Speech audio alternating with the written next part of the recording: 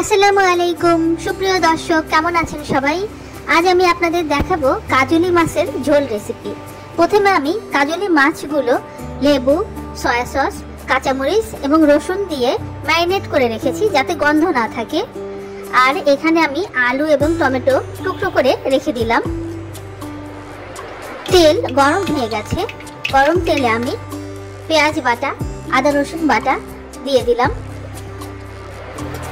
তারপর এখানে আমি লবণ, হলুদের গুঁড়ো, মরিচের গুঁড়ো, জিরার গুঁড়ো, ধনিয়ার গুঁড়ো দিয়ে কষিয়ে নিচ্ছি। এবার কষানো ঝোলে মাছগুলো দিয়ে দিলাম।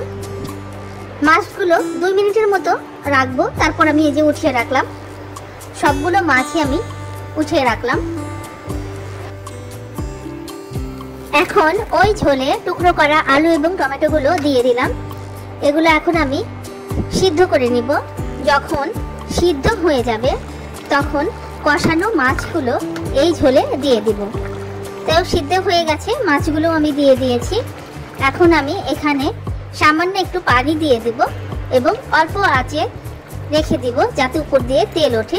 এই যে তেল উঠে গেছে, এখন আমি কয়েকটি কাঁচামরিচ উপর দিয়ে দিলাম ফ্লেভারের জন্য এবং দেখতেও সুন্দর লাগছে। এই যে তেল উঠে গেছে, হয়ে গেছে, এখন আমি নামিয়ে নেব। তো হয়ে গেল আমার খুব সহজেই মজার স্বাদের রেসিপি কাজলি মাছের ঝোল। তো আজ এই পর্যন্তই। সবাই ভালো থাকবেন। আল্লাহ হাফেজ।